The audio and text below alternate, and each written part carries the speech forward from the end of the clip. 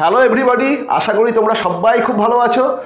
যারা 2025 সালে ওয়েস্ট বেঙ্গল এসএসসির সেকেন্ড এসএলএসটির ইংরেজির ক্লাস 9-10 পরীক্ষায় বসবে তাদেরকে আজকে আমি পড়াবো থমাস হার্ডির বিখ্যাত কবিতা দ্য ডার্কলিং থ্রাস। কবিতাটা বেসিক্যালি কঠিন না, কিন্তু কবিতাটার ভেতরে বেশ কিছু থিম রয়েছে, কিছু মেটাফোরের ইউজ রয়েছে, কিছু কম্প্যারিজন রয়েছে, যেগুলোকে ঠিক মতো না বুঝলে কবিতাটা তখন খুব কঠিন মনে হয়, কিন্তু বেসিক্যালি কবিতাটা সোজাই। ডার্কলিং থ্রাস থেকে একটা প্রশ্ন আসে, তোমাদেরও পরীক্ষাতে একটা প্রশ্ন পাবে এক্সপেক্টেড, সেই জন্য ডার্কলিং থ্রাসটাকে পড়িয়ে দিচ্ছি এবং যেভাবে পড়লে আমরা শর্ট করে বুঝতেও পারবো এবং আমাদের প্রশ্ন মানে এমসিকিউ করার সুবিধা হবে এবং যেসব জায়গা থেকে এমসিকিউগুলো আসতে পারে সেগুলোকে নিয়ে আমরা আলোচনা করবো। ওকে, কিন্তু এই কবিতাটার ভেতরে ঢোকার আগে, মানে কবিতাতে অনেক রকম ইন্টারপ্রিটেশন আছে, সেগুলোকে ভালো করে বোঝার আগে, কবিতার লাইন বাই লাইন মানে করতে করতে যাওয়ার আগে আমাদেরকে এই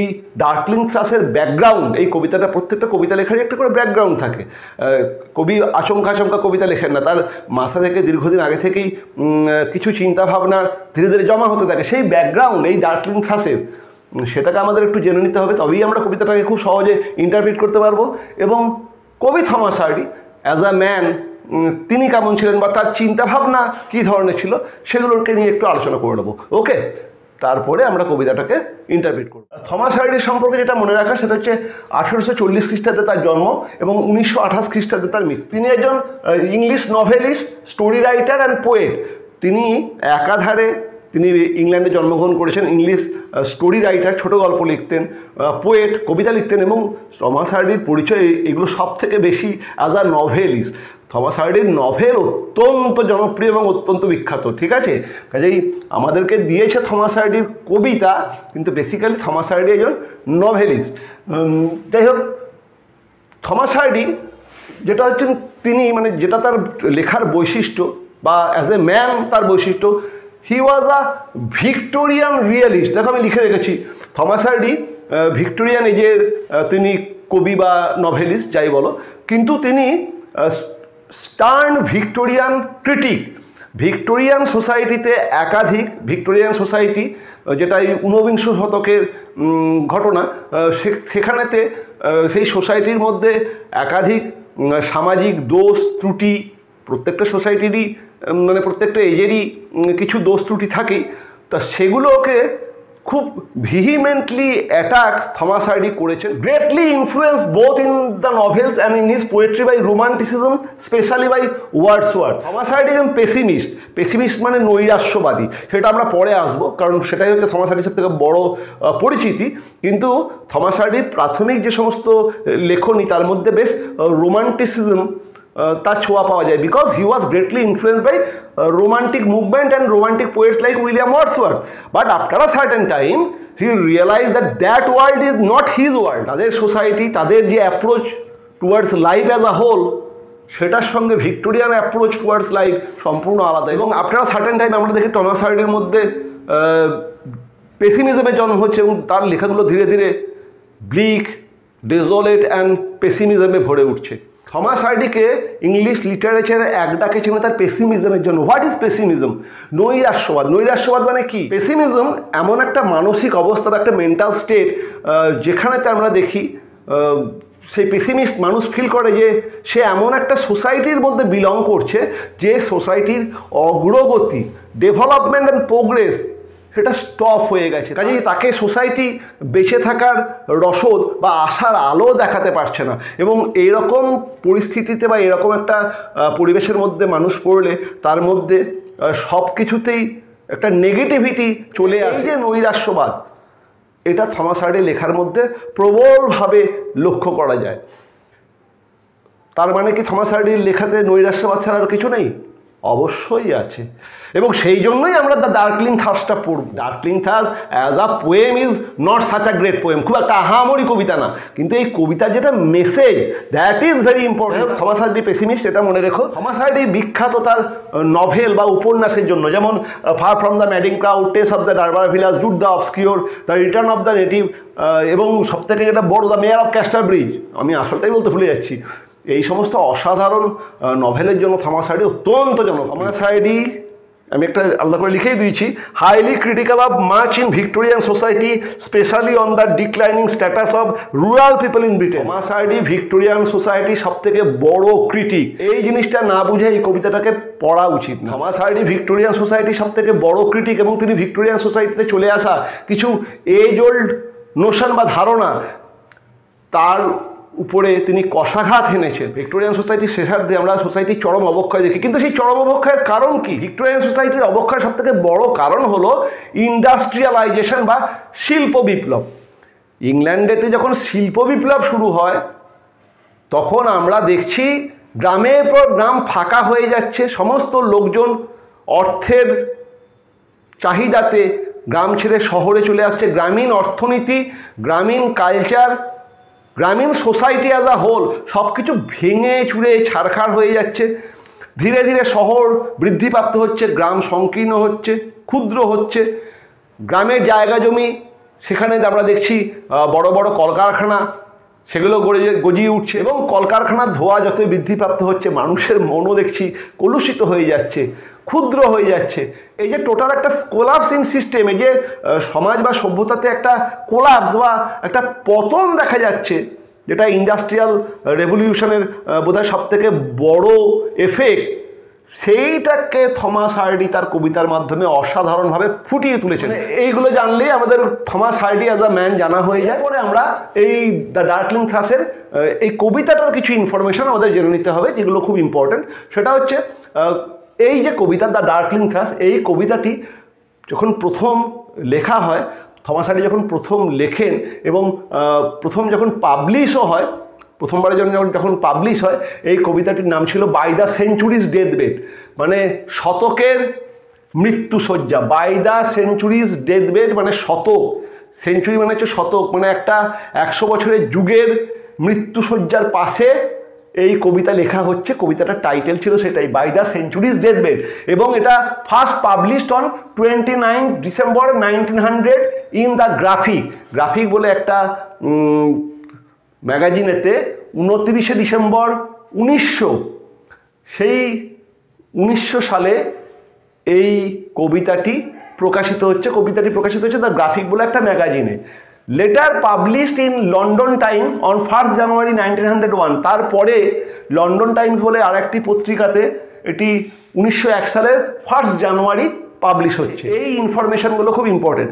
আমি এই ইনফরমেশানগুলোর যেগুলো লিখেছি এইগুলো মনে রাখলেই more than enough Thomas Hardy এবং দ্য ডার্কলিং থ্রাস সম্পর্কে। যাই হোক, এর একটা পিডিএফ আমি শেয়ার করব, যেগুলো তোমরা দেখে নেবে, পড়ে নেবে এবং সেগুলোকে খাতাতে নোট করে রাখতে পারলে সব থেকে ভালো। তোমাদের সমস্ত ইনফরমেশান এর মধ্যে পেয়ে যাবে, এর বাইরে কিছু আসে না।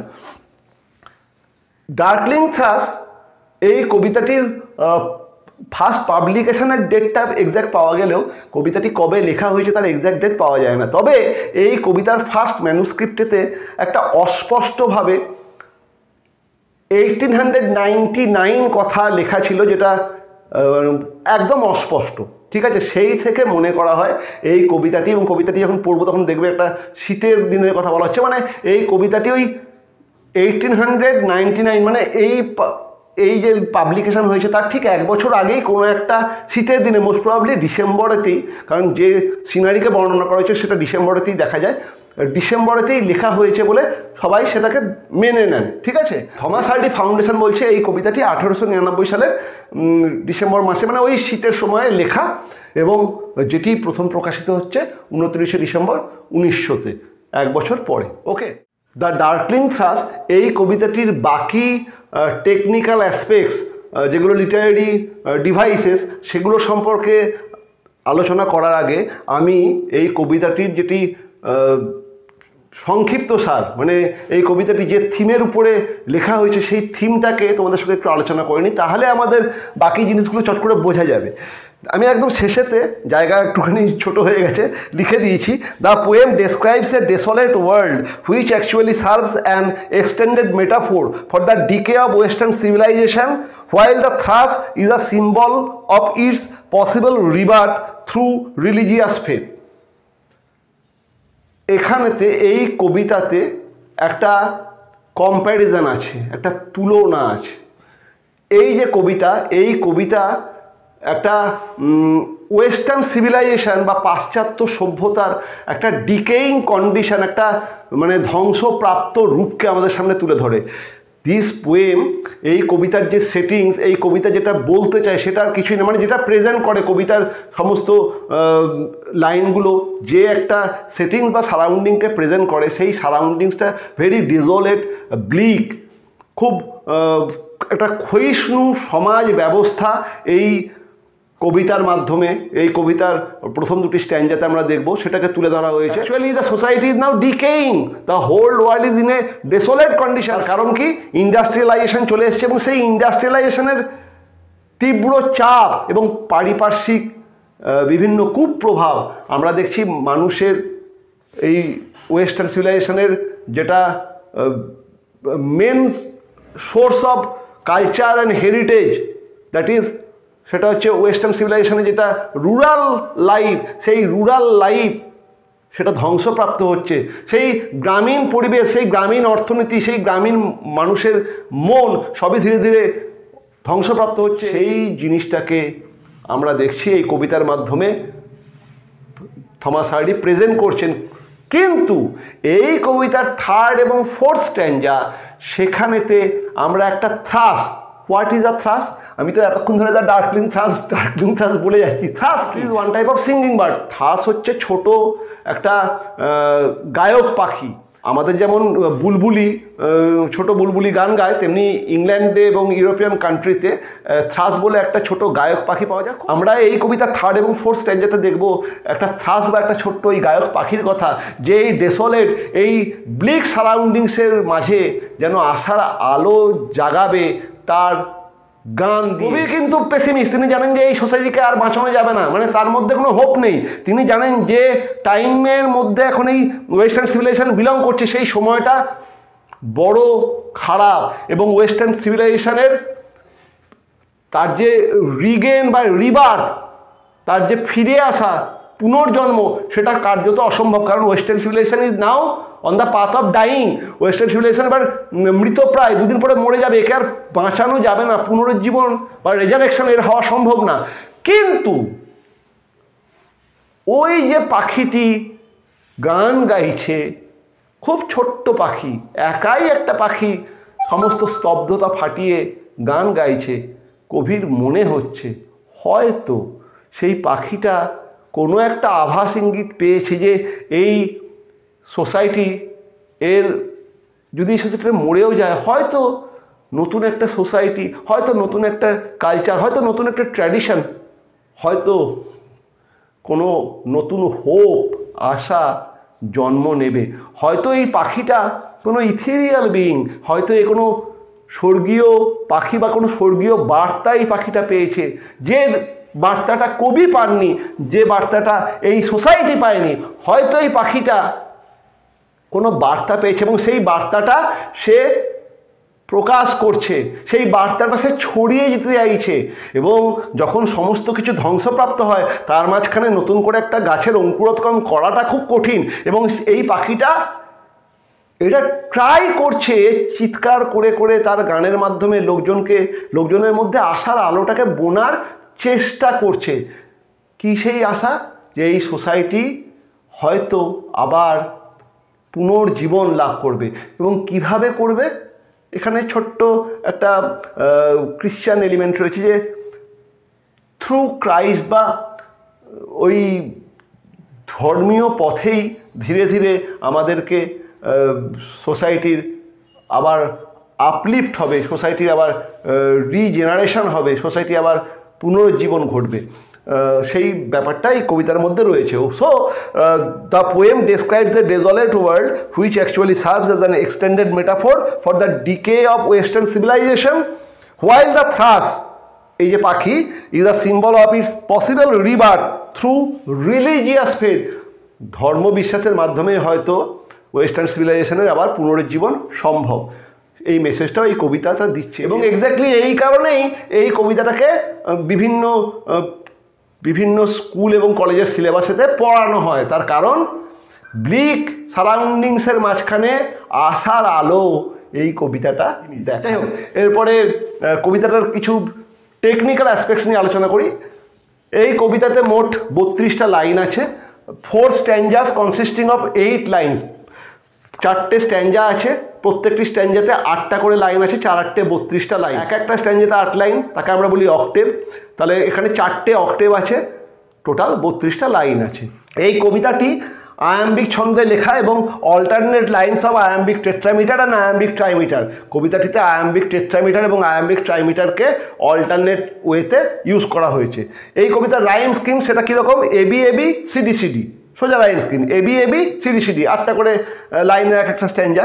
ওকে, এই কবিতাটি কী ধরনের কবিতা? এই কবিতাটি একই সঙ্গে অনেক রকম কবিতা। আমি এগুলো আগেই, কবিতা পড়ানোর আগেই বলে নিচ্ছি এই কারণে যে এগুলোর উপরই প্রশ্নটা ইন জেনারেল আসে। কবিতার লাইনের উপরে হয়তো আসতে পারে, কিন্তু এগুলো বেশি জানাটা জরুরি। This poem is considered as a ballad. Ballad কি? ব্যালাড হচ্ছে গীতি কবিতা। A poem sung with a musical instrument that is called lyre or harp. Harp বা লায়ারের সঙ্গে এক ধরনের মিউজিক্যাল ইনস্ট্রুমেন্ট, যেটা অরফিউস, তোমরা নিশ্চয়ই অরফিউসের গল্প জানো। অরফিউস যে বাদ্যযন্ত্রটি তার হাতে ধরে থাকতো, এরকম ইউ শেপ, তাতে স্ট্রিং লাগানো থাকে, সেটাকে আমরা বলি লায়ার অর হার্প। সেই লায়ার বা হার্প, যেটা ইউরোপিয়ান কান্ট্রি, বিশেষ করে ওই গ্রিসের সময়কালের প্রচলিত একটা বাদ্যযন্ত্র, মানে সেই জায়গাতে প্রচলিত একটা বাদ্যযন্ত্র লায়ার বা হার্প, তার মাধ্যমেই গান গাওয়া হতো। সেই গানকে বা সেই গীতি কবিতাকে, গান না গীতি কবিতা, তাকে আমরা বলি ব্যালাড। এই কবিতাটাকে একটা ব্যালাড বলা হয়। কেন? Themes and narratives common to ballads. ব্যালাডসের যে থিম থাকে, যে ন্যারেটিভ স্টাইল, যে স্টোরি টেলিং এবিলিটি থাকে, সেগুলো মানে ব্যালাডকে আলাদা করে। এবং এই কবিতার মধ্যে সেই একই রকম থিম, একই রকম ন্যারেটিভস এবং একই রকম স্টোরি টেলিং ক্যাপাসিটি বা কোয়ালিটিস আমরা লক্ষ্য করি। এই জন্য এই কবিতাটা একটা ব্যালাড, এবং বেশিরভাগ ক্রিটিকই এটাকে একটা ব্যালাড বলেছেন। এটা একাধারে একটা ওড। ওড কি?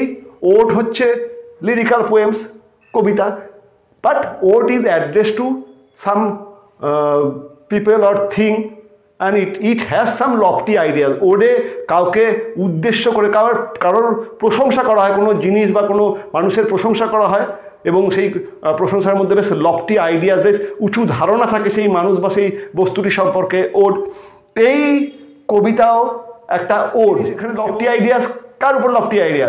এই যে মানে একটা আইডিয়া প্রেজেন্ট করছে যে এই western world is now dying or decaying, কিন্তু একটা পাখি, একটা থ্রাস, সে এই ডেসোলেট কন্ডিশনের মধ্যে হোপকে নিয়ে আসছে। সেই পাখিটিকে কবি প্রেস করছেন। কাজেই এটা একটা ওড হিসেবে মেনে নেওয়া হয়। কাজেই একাধারে একটা ব্যালাড, একাধারে একটা ode. This poem is actually an elegy. What is an elegy? শোকগাথা। কোনো জিনিস মরে যাচ্ছে বা মৃতপ্রায়, তার উদ্দেশ্যে অশ্রু ঝরানো, সেটা হচ্ছে শোকগাথা। কবিতাটাতে আমরা দেখছি ওয়েস্টার্ন সিভিলাইজেশন ইজ ডাইং, এবং কবি সেটাকে অনুভব করছেন এবং তিনি একটা শোকগাথা ওয়েস্টার্ন সিভিলাইজেশনের উদ্দেশ্যে লিখছেন। কাজে এটা আমাদের মনে রাখতে হবে যে একই সঙ্গে এটা একটা ব্যালাড, একই সঙ্গে একটা ওড এবং অ্যান এলিজি। ওকে, এই কবিতাটা একদম ফার্স্ট পার্সন ন্যারেটিভে লেখা।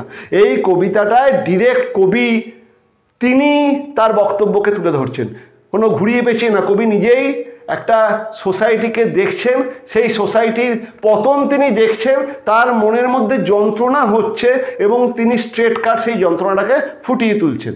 ওকে, so this poetry is written in first person narrative. এই সমস্ত টেকনিক্যালিটিস বুঝে নেওয়ার পরে এরপরে চলো কবিতাটাকে পড়ি। আমার বইটা পুরো ছিঁড়ে খুঁড়ে একাকার হয়ে গেছে। উইংড ওয়ার্ড, এটা একটা কবিতার সংকলন, বিভিন্ন কবির কবিতা রয়েছে, অসাধারণ বই। যাই হোক, দ্য ডার্কলিং থ্রাস। কবিতাটার টাইটেলটা একটুখানি জাস্ট বলে নিই, তাহলে পরে নলে ভুলে যাব। ডার্কলিং, ডার্কলিং কি? What is ডার্কলিং? ডার্কলিং একটা ওয়ার্ড। ডার্ক, অন্ধকার, তার অ্যাডজেক্টিভ ফর্ম হচ্ছে ডার্কলিং, মানে অন্ধকার ছন্ন বা অন্ধকারাচ্ছন্ন। ডার্ক হচ্ছে অন্ধকার, তার অ্যাডজেক্টিভ ফর্ম হচ্ছে বা অ্যাডজেক্টিভ ফর্ম হচ্ছে ডার্কলিং, যাকে আমরা বলি অন্ধকারময় বা অন্ধকারাচ্ছন্ন। এটা কবিদের লেখাতে বারবার এই ওয়ার্ডটা, এটা একটা অন্য ধরনের ওয়ার্ড যেটা কবিরা কয়েন করেছেন বা কয়েনেজ বলি আমরা, যে কবিরা সেটাকে সৃষ্টি করেছেন। ডার্কলিং comes from dark. Thrush, thrush কি সেটা তো বলেই দিলাম, যে সেই একটা ছোট্ট পাখি যে সুন্দর গান গায়, ইউরোপিয়ান কান্ট্রিতে পাওয়া যায়। ডার্কলিং থ্রাস, এটাকে যদি আমরা রিপ্রেজেন্ট করি আলংকারিক অর্থে, যে একটি ওই সুমিষ্ট কণ্ঠের অধিকারী একটি পাখি বা একটা গায়ক পাখি, সে অন্ধকারে থেকে গাইছে, বা অন্ধকারের থেকে গাওয়া মানে হচ্ছে অন্ধকার ভেদ করে সে একটা গান গাইছে। কাজেই থ্রাস পাখি কি করছে এখন? সে অন্ধকারকে ভেঙে গান গাইছে। কিসের অন্ধকার? সোসাইটির অন্ধকার। ওয়েস্টার্ন কালচার, ওয়েস্টার্ন সিভিলাইজেশন সবই অন্ধকারে নিমজ্জিত। সেই অন্ধকারকে ভেদ করে একটি পাখি গান গাইছে, দ্য ডার্কলিং থ্রাস। টাইটেলটা কিন্তু খুব সিগনিফিকেন্ট, কারণ প্রথম দুটো স্ট্যাঞ্জাতে, এই 4টে স্ট্যাঞ্জার মধ্যে প্রথম দুটো স্ট্যাঞ্জাতে কোনো পাখির রেফারেন্সই পাবে না। তারপরে হঠাৎ পাখিটা উঠে আসবে বা উড়ে আসবে, এবং একটা টাইটেল ডিমান্ড স্পেশাল অ্যাটেনশন। প্রত্যেকটা জিনিসের টাইটেলটা খুব important. Title usually presents the main theme or main focal points. Title main থিমটাকে রিপ্রেজেন্ট করে। এই ডার্কলিং থ্রাস মানে হচ্ছে কি, পাখিটার কি ভ্যালু আছে? পাখিটার ভ্যালু এখানেই, সে একটা সুর মূর্ছনা আমাদের সামনে তুলে ধরছে, যে সুর মূর্ছনাটা হয়তো এই ওয়েস্টার্ন সিভিলাইজেশনকে নতুন করে আসার আলো দেখাবে। এই যে ডার্কলিং, এই অন্ধকারাচ্ছন্ন, এই ওয়েস্টার্ন সিভিলাইজেশন এখন অন্ধকারে ডুবে গেছে, তার থেকে একটা থ্রাস পাখি সেই অন্ধকারকে ভেদ করে গান গাইছে। Very important. ওকে, চলো এবার কবিতাটা পড়ি। I leant upon a coppice gate when frost was spectre grey, and winter dregs made desolate the weakening eye of day. The tangled vine stems scored the sky like strings of broken lyres, and all mankind that haunted nigh had sought their household fires. I leant upon a coppice gate when frost was spectre grey.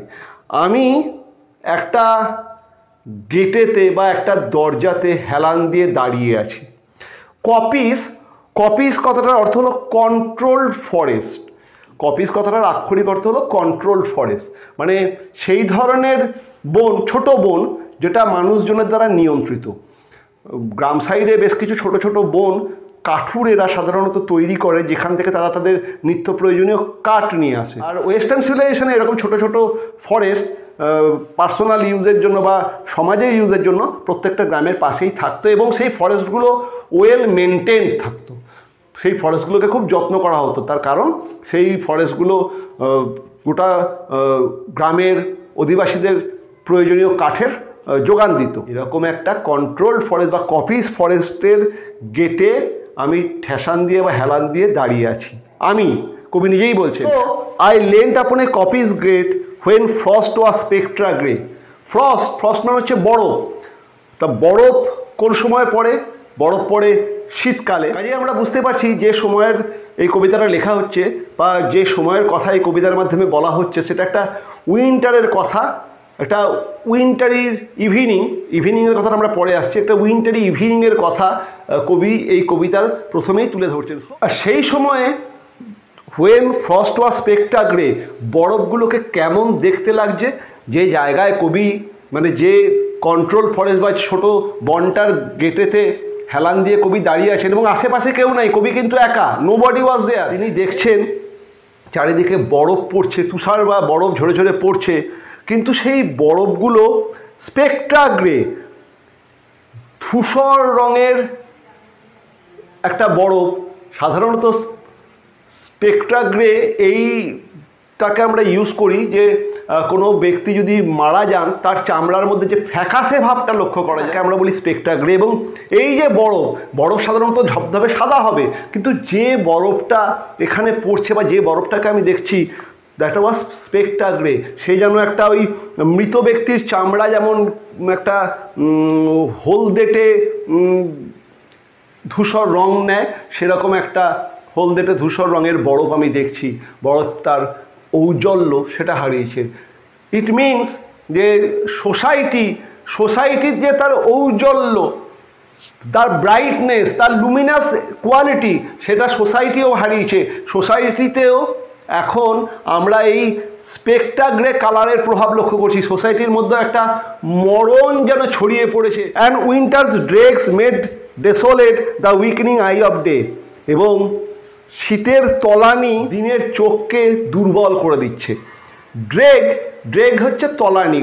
মদ্যপান করলে বা চা পান করলে তার যে তলানিটা পড়ে থাকে তাকে আমরা বলি ড্রেগ। উইন্টার ড্রেগ মানে হচ্ছে শীতের তলানি, মানে আর কয়েকটা দিন বা কয়েকটা ঘন্টা আছে এই শীতটা যেতে। সেই তলানি বা সেই সময়টা, ডের যে চোখ, আই অফ ডে, এটা সূর্যকে রেফার করা হয়। দিনের চোখ সূর্য, metaphorically the sun is the eye of day. কাজে আই অফ ডেটা একটা মেটাফোর। সূর্যর যে সেই ঔজ্জ্বল্য, সূর্যের সেই তীব্রতা, সবই আমরা দেখছি খুব ফ্যাকাশে, ম্রিয়মান। তার কারণ শীতকালেতে সূর্যের ঔজ্জ্বল্য থাকার কথা না, শীতকালেতে সূর্যের তীব্রতাও থাকার কথা না। প্লাস শীতের ব্যাপার তো রয়েছেই, এটা আমরা দেখছি এটা সন্ধ্যা নেমে আসছে। দিনের শেষে যখন সন্ধ্যা নামে তখন সূর্যের কিরণ আমরা দেখি স্থিমিত হয়ে আসে। ঠিক সেই ঘটনাটাই একটা এখন ঘটছে। সন্ধ্যা নেমে আসছে প্রকৃতির বুকে এবং আমরা দেখছি সূর্য বা আই অফ ডে, তার ঔজ্জ্বল্যতা সব ধীরে ধীরে কমে আসছে। The tangled vine stems coat the sky like strings of broken lyres, and all mankind that haunted nigh had sought their household fires. Tangled vine stems, এই vine stems হচ্ছে লতানো গাছ, যেগুলো সাধারণত বড় বড় গাছের গা বেয়ে বেয়ে এইরকম কিছু লতানো গুল্ম গাছ যেগুলো অন্য গাছের গা বেয়ে বেয়ে উঠছে। স্কোর দ্য স্কাই, তারা যেন আকাশটাকে, আমরা দেখছি আকাশের গায়ে আঁচড় কাটছে।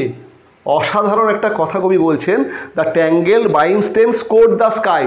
এই লতানো গাছগুলি আমরা দেখছি এরা যেন আকাশের গায়ে আঁচড় কাটছে। মানে এই গাছগুলো বড় বড় গাছের সেই গা বেয়ে বেয়ে উঠেছে এবং গোটা অঞ্চলটাই তারা যেন একটা ক্যানোপি বা চাঁদোয়ার সৃষ্টি করছে, যে চাঁদোয়ার ছোট ছোট ফাঁক থেকে আমরা আকাশটাকে দেখতে পাচ্ছি। আকাশের গায়ে আঁচড় কাটা মানে গোটা আকাশটা, আমি একটা ফাঁকা জায়গায় দাঁড়িয়ে আছি কিন্তু যখন আমি জঙ্গলের উপর থেকে আমি আকাশটাকে দেখার চেষ্টা করছি, আকাশটা আমি পুরোপুরি পরিচ্ছন্নভাবে দেখতে পাচ্ছি না। তার কারণ কি, গোটা এই জঙ্গলের উপরে এই আগাছা, এই বাইন স্টেম এমন একটা আস্তরণের সৃষ্টি করেছে যেখান থেকে খুব ফুটি ফাটাভাবে সেই আস্তরণের যেখানে ছোট ছোট ফাঁক আছে সেখান থেকে আকাশকে দেখা যাচ্ছে। মনে হচ্ছে কেউ আকাশের গায়ে আঁচড় দিয়ে দিয়েছে, গোটা আকাশটাকে আমি কমপ্লিটলি দেখতে পাচ্ছি না। Like strings of broken liars, এবং সেই ছোট ছোট আকাশের খণ্ড দেখে আমার মনে হচ্ছে যেন লায়ার বা সেই বাদ্যযন্ত্র যেটা অরফিউজ বাজাতো, সেই মিউজিক্যাল ইনস্ট্রুমেন্ট বা লায়ারের তারগুলো যেন কেউ ছিঁড়ে দিয়েছে। আকাশটাকে আমি পরিপূর্ণভাবে দেখতে পাচ্ছি না, আকাশটাকে আমি পার্টে বা খণ্ড খণ্ড অংশে দেখছি। দেখে মনে হচ্ছে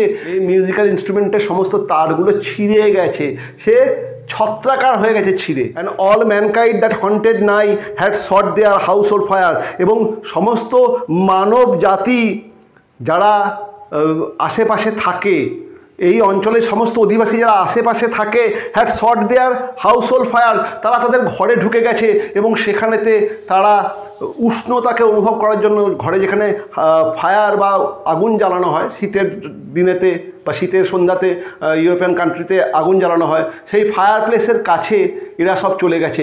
কেউ আর কোনো লোকজন, এই গ্রামের কোনো অধিবাসী আর বাইরে নাই, তারা সবাই ঘরের ভেতরে ঢুকে গেছে এবং আগুন পোহাচ্ছে। এটা হলো আক্ষরিক অর্থ। এরপরে এই প্রথম স্ট্যান্জাটার মানেতে আসি। I leant upon a coppice gate when frost was spectre grey. আমি একটা কপিস গেটেতে হেলান দিয়ে দাঁড়িয়ে আছি।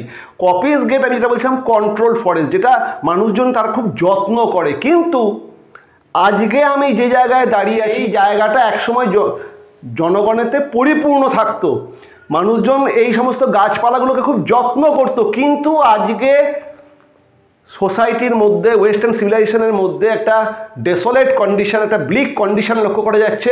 ইন্ডাস্ট্রিয়াল রেভলিউশনের ফলে বা ইন্ডাস্ট্রিয়ালাইজেশনের ফলে আমরা দেখছি ওয়েস্টার্ন কান্ট্রির গ্রামগুলো লোকজনে ফাঁকা হয়ে যায়। কয়েকটি গ্রামে টিকে আছে, তারাও এখন আশেপাশের পরিবেশ নিয়ে খুব একটা চিন্তিত না, কারণ গাছেতে আমরা দেখছি আগাছা জন্মাচ্ছে, বাইং স্টেম, এবং সেই আগাছাটা শুধুমাত্র জন্মাচ্ছে তাই না, সেই আগাছাগুলো এমনভাবে একটা যেন চাঁদোয়ার মতো আস্তরণ করে দিয়েছে, যে চাঁদোয়া আস্তরণ বা যে ওই লতানো গুল্মগুলোর ভেদ করে পরিষ্কার আকাশকে দেখা যাচ্ছে না।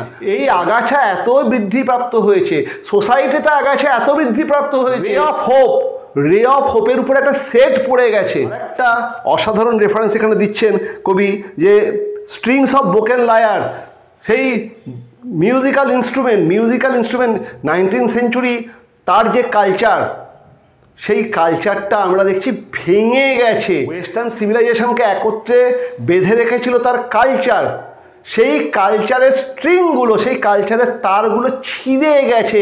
তার ফলে ওয়েস্টার্ন সিভিলাইজেশনের কালচার এখন চতুর্দিকে স্ক্যাটার্ড, ছড়িয়ে গেছে, এবং তার ফলে আমরা দেখছি ওয়েস্টার্ন সিভিলাইজেশন সেও স্ক্যাটার্ড হয়ে যাচ্ছে, সেও ছড়িয়ে যাচ্ছে। অসাধারণ সুন্দরভাবে এখানে কবি সেই কথাটাকেই বলতে চেয়েছে। স্পেক্টার গ্রে, এটা একটা ভিজুয়াল ইমেজারি। যখনই এই কথাটা কবি বলছেন, যেন আমাদের চোখের সামনে সেই রকম বড় একটা ধূসর বর্ণের বরফের ছবি আমাদের মাইন্ড সাইতে বা চোখের সামনে দেখা যাচ্ছে। এটা একটা ভিজুয়াল ইমেজারির উদাহরণ, ঠিক আছে। আর ডার্কস যেটা বললাম সেটা হচ্ছে তলানি, এটা তো বললামই। আর weakening eye of the day, this is an example of personification. প্রাণহীনে প্রাণদান, that is called personification. Day একটা প্রাণহীন বস্তু, দিন, তাতে তার যেন চোখ আছে, মানে প্রাণ দেওয়া হচ্ছে, তাতে সূর্যটা হচ্ছে সেই চোখ। তো weakening eye of a day, this is an example of personification. Okay, winter's dreg made desolate the weakening eye of the day. এখানে একটা মেটাফোর, ফার-ফেচেড সিমিলিকে কবি ইউজ করছেন, যে এই যে উইন্টার্স ড্রেগ বা শীতের যে তলানি, শীতের যেটা তলানি, তার সঙ্গে এই উইকেনিং আই অফ দ্য ডে, দিনের যে তলানিটুকু পড়ে আছে, এই যে একটা এক্সটেন্ডেড কম্প্যারিজন, এটাকে আমরা বলছি মেটাফোর। এটা একটা মেটাফোরের উদাহরণ। Tangle bine stem score the sky like strings of broken lyre, this is an example of simile, because there is a comparison and the comparison is very direct. The tangle bine stem score the sky like strings of broken lyres. এই like দিয়ে একটা comparison, এই যে বাইন stem বা এই সমস্ত গাছগুলো, যে লতানো গাছগুলো যেন আকাশকে ছিঁড়ে দিচ্ছে, আর লায়ার বা ওই বাদ্যযন্ত্রের স্ট্রিং বা তারগুলো ছিঁড়ে গেছে, এর যে কম্প্যারিজন সেটা খুব ডিরেক্টলি টানা হচ্ছে লাইক দিয়ে, একে আমরা বলছি সিমিলি। ওকে, তাহলে ফার্স্ট স্ট্যাঞ্জাটায় আমরা দেখলাম যে কবি একটা খুব ডিসোলেট কন্ডিশন, ওয়েস্টার্ন কালচার অ্যান্ড সিভিলাইজেশনের একটা ধ্বংসপ্রাপ্ত চেহারা, একটা ব্লিক অ্যান্ড বিটার একটা ডেসোলেশন আমাদের সামনে প্রেজেন্ট করছেন। চলো এবার সেকেন্ড অক্টেভটাই যাই। The land sharp features seem to be the century's corpse outleant, his crypt the cloudy canopy, the wind his death lament, the ancient pulse of germ and birth was sunken hard and dry, and every spirit upon earth seemed fervorless as I. অসাধারণ সুন্দর এই second স্ট্যাঞ্জাতে। এই স্ট্যাঞ্জাতে কবি Thomas Hardy একাধিক metaphor, a series of মেটাফোর্সের মাধ্যমে very bleak and desolate state of western civilisation আমাদের সামনে তুলে ধরছেন। তিনি কি বলছেন? The land's sharp features seem to be the century's corpse outleant. এই যে উইন্টার ল্যান্ডস্কেপ, যে ল্যান্ডটা এখন আমরা দেখছি, আমরা আগেই বলছিলাম এটা একটা মানে যেহেতু এই যে ফ্রস্টের কথা রয়েছে, এটা একটা উইন্টারি সিজন, এবং সম্ভবত বছরের একদম শেষের দিকেই আমরা কবিতাটা যখন লেখা হচ্ছে বা তার প্রকাশকাল সম্পর্কে বুঝতেই পারছি, এটা বছরের শেষের দিকে এবং একই সঙ্গে শতকের শেষের দিকে। তাই এই যে সারাউন্ডিংসটা, একটা সন্ধ্যা নেমে আসছে, সেই সন্ধ্যার, সেই শীতল সন্ধ্যার যে সারাউন্ডিংস, সেটাকে দেখে, এই উইন্টার ল্যান্ডস্কেপটাকে দেখে মনে হচ্ছে দ্য সেঞ্চুরিজ কর্পস আউটল্যান্ড, যেন শতকের মৃতদেহ আমাদের সামনে প্রকাশিত হচ্ছে। সেঞ্চুরিজ কর্পস মিন ডেড বডি, শতক, সেঞ্চুরি মানে হচ্ছে শতক, এই পুরো শতক, এই 100 বছরের যেন মৃতদেহ আমাদের সামনে ফুটে উঠছে। যে ব্লিক সারাউন্ডিংস, যে অ্যাটমসফিয়ারটা আমি কবি থমাস হার্ডি এখন দেখতে পাচ্ছি, সেটা দেখে মনে হচ্ছে শতকের মৃতদেহ আমার সামনে উদ্ভাসিত হচ্ছে। এই যে লাইন দুটো, this is an example of personification. এখানে এই শতক যেটা একটা প্রাণহীন বস্তু, তাতে প্রাণ দান করা হচ্ছে, কারণ তার মধ্যে মৃতদেহ মানে কারো কোনো জীবিত মানুষেরই মৃতদেহ হয়, সেই মৃতদেহ ব্যাপারটাকে নিয়ে আসা হচ্ছে। এই যে উদাহরণ, এটা একটা পার্সোনিফিকেশনের উদাহরণ, এবং এটা আবার মেটাফোর। যে ব্লিক সারাউন্ডিংসটা কবি এখন প্রত্যক্ষ করছেন, তার সঙ্গে তিনি শতকের মৃতদেহ তার একটা তুলনা করছেন। এই যে farfetched simile, that is called metaphor. এটা একটা মেটাফোরের উদাহরণ, ঠিক আছে। এই যে সেটিংস বা যে সারাউন্ডিংসটা কবি এখন অনুভব করছেন, তা দেখে তিনি বুঝতে পারছেন যে শতক মারা যাচ্ছে, ওয়েস্টার্ন সিভিলাইজেশন সেটা ধ্বংসপ্রাপ্ত হচ্ছে, এবং সেই দৃশ্যটা যেন কবির সামনে উদ্ভাসিত হচ্ছে। His crypt the cloudy canopy, the wind his death lament. কথাটার অর্থ হচ্ছে কবর, ক্যানোপি মানে হচ্ছে চাঁদোয়া, এটা সামিয়ানা। His crypt the cloudy canopy, এই মেঘাচ্ছন্ন যে আকাশ, সেই মেঘাচ্ছন্ন আকাশটা যেন একটা সামিয়ানা বা চাদরের সৃষ্টি করেছে, এবং টোটাল সারাউন্ডিংসটাকে অন্ধকারাচ্ছন্ন বা ব্লিক করে দিয়েছে। ঠিক যেমন কবরেতে একটা আলো আধারির পরিবেশ আমরা লক্ষ্য করি, আমার চারপাশের যে সোসাইটি বা সোশ্যাল যে সেটিংসটা বা যে সারাউন্ডিংসটা আমি দেখছি, তার মধ্যে একটা আলো আধারি মানে উজ্জ্বল আলো নেই, বা কোনো উজ্জ্বল একটা পথ, যে পথ থেকে মানুষ আবার উত্তরণের পথ পাবে, সেরকম কিছু নেই। Total settings is very dull and bleak.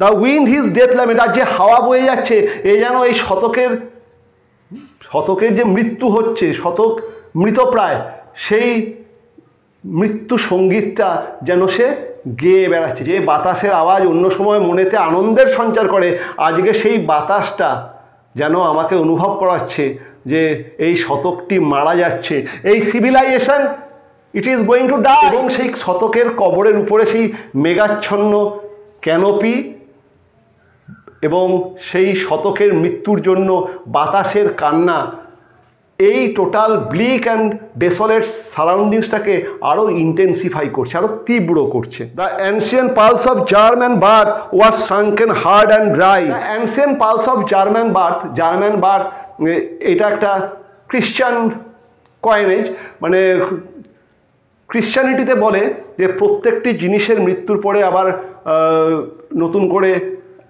অঙ্কুরোদ্গম হয়। এই যে জার্মিনেশন, দ্য থিম অফ জার্মিনেশনটাকে খুব সুন্দরভাবে হার্ডি এখানে ইউজ করছেন। The ancient pulse of germ and birth, প্রাচীন যুগ থেকে যে পালস মানে কি? পালস মানে হচ্ছে যে স্পন্দন। প্রাচীন যুগ থেকেই একটা স্পন্দন আমরা অনুভব করি, যে কোনো কিছুর যখন ধ্বংস হয় বা শেষ হয়, তারপরে আবার নতুন করে অঙ্কুরোদ্গম হয়, নতুন কিছুর আবার জন্ম হয়। কিন্তু সেই যে মৃত্যুর পরে জীবনের যে অঙ্কুরোদ্গম, এবং তারপরে ধীরে ধীরে জীবনের বেড়ে ওঠা, মানে সোসাইটির মৃত্যুর পরে সোসাইটির আবার নতুন করে একটা কালচারের অঙ্কুরোদ্গম হওয়া, এবং ধীরে ধীরে সেই কালচারটা আবার বেড়ে ওঠা, সেরকম কোনো ঘটনা এই সেটিংসটা আমাদের সামনে তুলে ধরছে না। The ancient pulse of germ and birth was sunken hard and rice, এই যে ক্রিশ্চিয়ান আইডিওলজি অ্যাবাউট জার্মিনেশন, সেই ব্যাপারটা আজ প্রকাশিত হচ্ছে না। এই সমস্ত তত্ত্ব, এই সমস্ত জিনিস যেন সাঙ্কেন হার্ড অ্যান্ড ড্রাই, সব শুকিয়ে কুকড়ে গেছে। শুকিয়ে কুকড়ে যাওয়া মানে তার মধ্যে আর কোনো জার্মিনেশন বা তার মধ্যে প্রাণের কোনো লক্ষণ, সেই পালস অফ লাইফ, সেটাকে আর লক্ষ্য করা যাচ্ছে না। অ্যান্ড এভরি স্পিরিট আপন আর্থ সিমড ফারভারলেস অ্যাজ আই, এবং প্রত্যেকটা জিনিস, এই পৃথিবীর প্রত্যেকটা জিনিসই আমার মতোই এখন লাইফলেস বা চিয়ারলেস। ফারভারলেস মিন্স চিয়ারলেস অর লাইফলেস। আমি এই যে ওয়েদার বা এই যে সোশ্যাল সারাউন্ডিংসটা আমি লক্ষ্য করছি, তা আমার মধ্যে একটা দুঃখ, আমার মধ্যে একটা স্যাডনেস, আমার মধ্যে একটা পেসিমিজম তার জন্ম দিচ্ছে, এবং আমি এখন চিয়ারলেস বা লাইফলেস। আর ঠিক আমি যেমন লাইফলেস, আমি যেমন চিয়ারলেস, গোটা সোশ্যাল সেটিংস বা গোটা সারাউন্ডিংস, গোটা সোসাইটি এখন লাইফলেস, গোটা সোসাইটি এখন চিয়ারলেস। আর তার ফলে লাইফলেস হওয়ার জন্য জার্মিনেশনটা আর হয়ে উঠছে না। কাজেই নতুন কোনো আশার আলো এই মরে যাওয়া দিন বা এই মরে যাওয়া সভ্যতা আমাদের সামনে তুলে ধরছে না। মানে আমি বুঝতে পারছি এখন হার্ডি অত্যন্ত পেসিমিস্ট, যে এই সোসাইটি বা এই কালচারের আর নতুন করে নবজন্ম হবে না। এই সোসাইটি স্তব্ধ হয়ে যাচ্ছে, এই সোসাইটির মৃত্যু ঘটেছে। এখানেতে একটা Christian theme, the theme of germination and resurrection, যে অঙ্কুরোদ্গম এবং পুনর্জীবন, সেই থিমটাকে হার্ডি নেগেট করছেন। তিনি বলছেন যে খ্রিস্টান যে থিওলজি রয়েছে, যে প্রত্যেকটি জিনিসের ধ্বংসের পরে নতুন কিছু সৃষ্টি হয়, আবার পুনরুজ্জীবন ঘটে, সেইটা আর এই সোসাইটিতে অনুভব করা যাচ্ছে না। এই সোসাইটি আমাদের সামনে নতুন কিছু গুড, কিছু ভালোকে আর প্রেজেন্ট করবে না। এরপরে থার্ড স্ট্যান্ডা যাই, এবং এই স্ট্যান্ডাতেই প্রথম আমরা এই গল্পের যে মুখ্য চরিত্র, সেই থ্রাস বা সেই গায়ক পাখির প্রথম রেফারেন্স আমরা পাবো। সেই পাখি একটু হলেও ধীরে ধীরে আমরা দেখছি এই সোসাইটির মধ্যে একটা আশার আলো, রে অফ হোপ সে এনে দিচ্ছে। At once a voice arose among the bleak twigs overhead, a full-hearted even song of joy illimited. An aged thrush, frail, gaunt and small, in blast beruffled plume, had chosen thus to fling his soul upon the growing gloom. অসাধারণ এই অক্টেভটা। প্রথমেই এর আগে hardy একটা visual image আমাদের সামনে present করেছিল। এখানে তো একটা অডিটরি ইমেজকে হার্ডি প্রেজেন্ট করছে। চারিদিক নিস্তব্ধ, কবি এতক্ষণ কোনো শব্দই পাননি, মানে এ যেন মৃত্যুর যে শূন্যতা বা মৃত্যুর যে স্তব্ধতা, সেটা কবি এতক্ষণ ফিল করছিলেন। আচমকা সেই মৃত্যুর স্তব্ধতাকে ছিন্ন বিচ্ছিন্ন করে কবির কানে একটা সুর ভেসে এলো, একটা পাখির সুর ভেসে এলো, এবং এটা বলার মাধ্যমে বা এই লাইনটা পড়লেই আমাদের সামনে একটা অডিটরি ইমেজ, একটা সুর যেন আমাদের কানেও ভেসে আসে, এবং সেইটাকেই যাতে আমরা ফিল করি, একটা অডিটরি ইমেজকে কবি ইন্ট্রোডিউস করছেন। তিনি কি বলছেন? At once a voice arose among the bleak twig overhead. আমার মাথার উপরে যে আমি একটা জঙ্গলের ঠিক গেটের সামনে দাঁড়িয়ে আছি, আমি একাই দাঁড়িয়ে আছি, আর কেউ নেই। হঠাৎ আমার মাথার উপরে যে শুকনো কিছু ডালপালা রয়েছে, ব্লিক টুইগস মানে হচ্ছে ডালপালা, ব্লিক মানে হচ্ছে যেগুলো শুকনো শুষ্ক ডালপালা রয়েছে। হঠাৎ এ ভয়েস অ্যারোজ, আমি সেই শুকনো ডালপালা থেকে একটা আওয়াজ পেলাম, একটা শব্দ আমার কানে ভেসে এলো। In a full hearted evensong of joy illimited, একটা পরিপূর্ণ প্রার্থনা সঙ্গীত, যে সঙ্গীতটা বা যে প্রার্থনা সঙ্গীতটা সীমাহীন আনন্দে পরিপূর্ণ। এইরকম ব্লিক সারাউন্ডিংসে আমি আচমকা একটা আওয়াজ শুনতে পেলাম, যে আওয়াজটা একটা পূর্ণ কণ্ঠ, ফুল থ্রোটেড, পূর্ণ কণ্ঠ, মানে যে সে তার যে গাইছে বা যে আওয়াজটা করছে, সে তার গলার একদম শির ফাটিয়ে একদম সব থেকে উঁচু স্বরে সে গান গাইছে।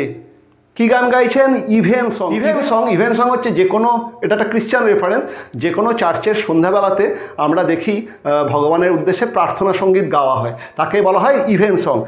এই পাখিটা মানে যে গাইছে, পরে আসছি সেই পাখিটার কথায়, যে গাইছে সে যেন একটা প্রার্থনা সঙ্গীত, যেমন চার্চেতে সন্ধ্যাবেলা সান্ধ্য সঙ্গীত গাওয়া হয় ভগবানের উদ্দেশ্যে, যে গাইছে সেও যেন একটা ভগবানের উদ্দেশ্যে একটা প্রার্থনা সঙ্গীত গাইছে।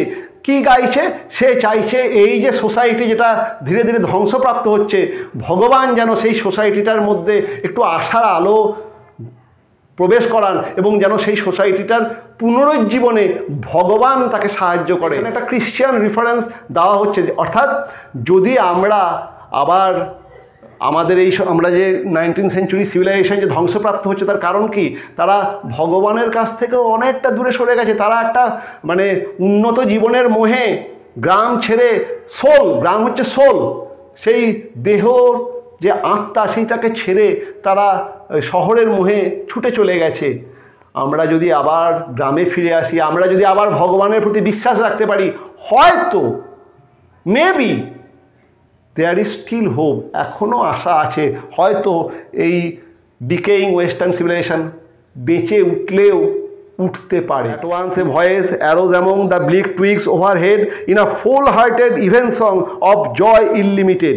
ইনলিমিটেড মানে আনবাউন্ডেড, ইনলিমিটেড এর কথাটার অর্থ হলো আনবাউন্ডেড, মানে এই যে গান সেই গানটাতে আমরা পাচ্ছি আনলিমিটেড জয়। গানটা এত সুন্দরভাবে বা স্বরটা এত সুন্দর, কবি বুঝতে পারছেন যে এই স্বরের মধ্যে যেন আনন্দ উপচে রয়েছে। And aged thrush frail gaunt and small in blast beruffled plume, একটা দুর্বল শীর্ণ নুয়ে পড়া থ্রাস পাখি, সে তার গলা ফাটিয়ে গান গাইছে। কে গানটা গাইছে? গানটা গাইছে অ্যান্ড এজেড থ্রাস, একটা বৃদ্ধ, একটা বয়স্ক থ্রাস পাখি। ফ্লেল গৌন্ড অ্যান্ড স্মল, সে দুর্বল, সে শীর্ণ, সে নুয়ে পড়া, ঝুঁকে গেছে। মানে এই ব্লিক সোসাইটিতে থেকে থেকে সেও মৃতপ্রায়, কিন্তু সে একটা প্রত্যাঘাত করার চেষ্টা করছে। সে তার যতটা শক্তি আছে সেই ফুল থ্রোট, সে তার একদম গলা ছেড়ে আমরা দেখছি গান গাইছে। ইন ব্লাস্ট বিরাফেল প্লিউম, তার যে পালকগুলো সেগুলো এই ঝোড়ো হাওয়ায় আলুথালু বা আগোছালো। বিরাফেল কথাটার অর্থ হলো আগোছালো, আর ব্লাস্ট হচ্ছে Sturm.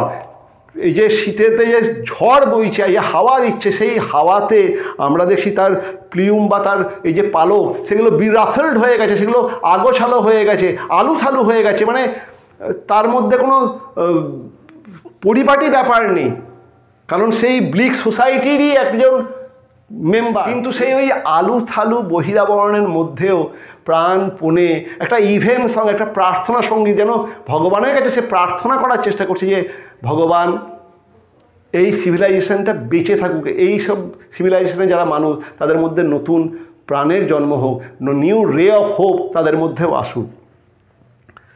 had chosen thus to fling his soul upon the growing gloom, এই যে ডিকেইং হিউম্যান সিভিলাইজেশন, এই যে সরো, এই যে গ্লুম, এই যে পেসিমিজম, তার মাঝে আমরা দেখছি এই থ্রাসটি বা এই থ্রাস পাখিটি সে একটা রে অফ হোপ, একটা আশার আলো যেন তার গানের মাধ্যমে জন্ম দিচ্ছে। এখানে প্রথমেই বললাম একটা অডিটরি ইমেজের ব্যবহার হচ্ছে, এবং এই যে লাস্ট লাইনটা দেখো, and chosen thus to fling his soul upon the growing gloom, এটা একটা পার্সোনিফিকেশনের উদাহরণ। His soul upon the growing gloom মানে গ্লুম বা স্যাডনেস সেটা বৃদ্ধি পাচ্ছে, যেন স্যাডনেসটা কোনো ধীরে ধীরে বেড়ে ওঠা, মানে তার ডেভেলপমেন্ট হচ্ছে, যেটা প্রাণ যাদের মধ্যে প্রাণ আছে তাদেরই ধীরে ধীরে আমরা বর্ধন দেখি বা বেড়ে ওঠা দেখি। এই স্যাডনেসের মধ্যে যেন প্রাণ দেওয়া হচ্ছে, এটা একটা পার্সোনিফিকেশনের। এই থার্ড স্ট্যান্ডেতে আমরা দেখছি এই টোটাল ব্লিক সেটিংস এবং সারাউন্ডিংসের মাঝখানে একটা থ্রাস প্রথম সে আসছে, এবং সেই থ্রাসটাই এই গোটা কবিতার হিরো যাকে বলে, সে এই ব্লিক সেটিংসের মধ্যে একটা রে অফ হোপের জন্ম দিচ্ছে। সে একটা আশার আলো আমাদের সামনে তুলে ধরছে, সে একটা আশার বীজ মানুষের মনের মধ্যে বা এই সোসাইটিতে বপন করার চেষ্টা করছে। সো এই যেন ভগবানের কাছে প্রার্থনা করছে, he is asking for his mercy, তার ক্ষমা চাইছে। প্রার্থনার সঙ্গে কী থাকে, ইভেন্ট সঙ্গে কী থাকে, যে ভগবানের কাছে সমস্ত রকম অপরাধের জন্য ক্ষমা প্রার্থনা থাকে।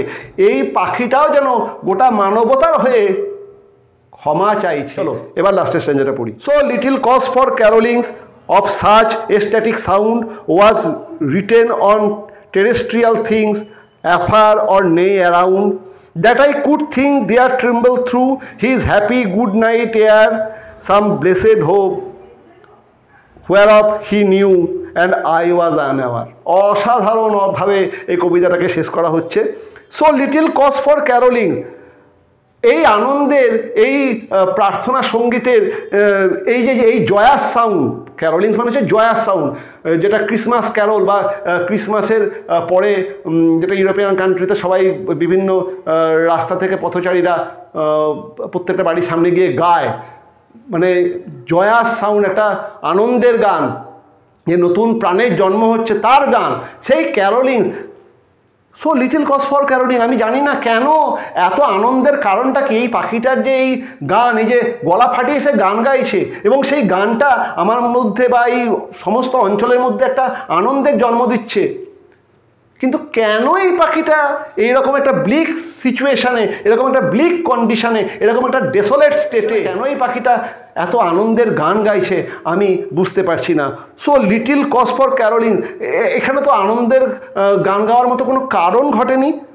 অফ সাচ এস্টেটিক সাউন্ড, এত আনন্দের সুর সে কেন তার গলা থেকে বের করছে? ওয়াজ written on terrestrial things afar on নে অ্যারাউন্ড, এই সমস্ত আর্থলি, টেরিস্ট্রিয়াল মানে হচ্ছে আর্থলি, তাই এই সমস্ত পার্থিব জিনিস যেগুলো সব নশ্বর, যেগুলো সব ধ্বংসপ্রাপ্ত হচ্ছে, সেগুলোকে ছাপিয়ে তার এই আনন্দের গান, এটার কারণ কি? আমি সেই কারণটা বুঝতে পারছি না। অ্যাফার অন নে অ্যারাউন্ড, কোনো দূরে বা কোনো কাছে কোনো কারণই আমি দেখতে পাচ্ছি না। অ্যাফার মানে দূরে, আর নে মানে হচ্ছে কাছে। আমি দূরে কাছে কোনো ঘটনার কথাই মনে করতে পারছি না যে ঘটনাটা এই পাখির মনে আনন্দের জন্ম দিতে পারে। আমার পেসিমিজম কিন্তু ভাঙেনি। আমি জানি যে সোসাইটি এটা একদম মরে গেছে, এর আর পুনরুজ্জীবন বা রেজারেকশন সম্ভব না। আমি জানি যে এর রেজারেকশন কোনো মতেই সম্ভব না, কিন্তু পাখিটা কেন গান গাইছে এটা আমি বুঝতে পারছি। That I could think there trembled through his happy good night air some blessed hope whereof he knew and I was unaware। তাহলে কি এই পাখিটা এমন কিছু জানে যেটা আমি জানি না? তাহলে কি এই পাখিটা জানে যে হয়তো আমি জানি না, আমি মর্টাল ম্যান, আমি হয়তো জানি না যে পৃথিবীতে আবার নতুন কোনো যুগের জন্ম হবে কিনা, মানুষগুলো আবার ধীরে ধীরে সমাজের মূল স্রোতে ফিরে আসবে কিনা, আমি জানি না মানুষের আত্মার পরিশুদ্ধি হবে কিনা, আমি জানি না সোসাইটির রেজারেকশন হবে কিনা, কিন্তু পাখিটা কি কিছু একটা সংকেত পেয়েছে? ওকে কি কোনো উচ্চমার্গের কেউ, মানে যার উদ্দেশ্যে সে প্রার্থনাটা করছে সেই ভগবান, তাকে কি কোনো সংকেত পাঠিয়েছে যেটা জেনে তার মধ্যে আজ এত আনন্দ, তাই সে উচ্ছ্বসিত স্বরে গান গাইছে? আমি বুঝতে পারছি না, কারণ আমার কাছে কোনো কারণ নেই এই এত আনন্দের, কিন্তু পাখিটার এই আনন্দ শুনে আমার মনে হচ্ছে হয়তো সে কিছু অনুভব করছে, হয়তো সে জানে যে কিছু একটা ভালো হয়তো এই সোসাইটির ঘটতে চলেছে। So there is still ray of hope. কবি খুব পেসিমিস্ট, কিন্তু এই পাখিটার গান তার মধ্যে একটা এনিগমা, একটা ধাঁধার জন্ম দিচ্ছে।